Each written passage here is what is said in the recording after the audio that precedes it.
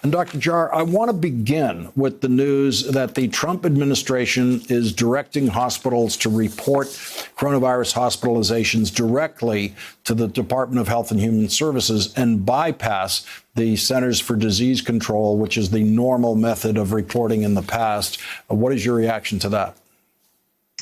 You know, Lawrence, I'm pretty concerned about this. We do need a clearinghouse for data, and CDC is traditionally the clearinghouse. And if there's a problem with the CDC not doing a good enough job, we should fix it.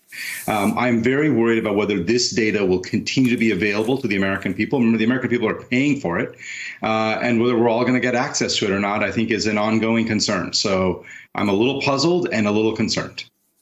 Is it possible that the hospitals could continue reporting to CDC, but also add this other route of reporting? It is. They can definitely do that. They're probably going to continue reporting to states. And so states could report the data to the CDC. There are lots of ways of making sure the CDC is still getting the data. The CDC remains our leading public health agency, and they need access to this information, as do we all. I want to get your reaction to the governor of Georgia tonight saying that no local authority, the mayor of Atlanta, no one can mandate mask wearing anywhere in Georgia. Yeah, I don't understand what Governor Kemp is thinking.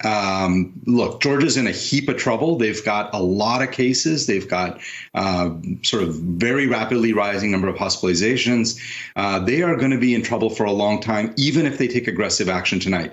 Not only is Governor Kemp not taking aggressive action, he's preventing others from taking aggressive action. This feels deeply short-sighted to me, and I think will be harmful to the people of Georgia. Where are we headed as we get closer and closer to what would have been the opening of the school year? You know, Lawrence, I just feel like we're giving up. We're giving up on schools in so many parts of the country. There's just no interest in trying to curtail the virus. The governor of Georgia, with policies like that, we're not going to be able to open schools and keep them open in Georgia. It's very frustrating to me to watch this and think we're just not even going to try to open schools this fall. Our kids deserve better. When you say we're not going to try, you mean we're not taking the measures we would have to take in order to begin to try. But the people, office holders who are talking tough about opening schools are not really trying to open the schools.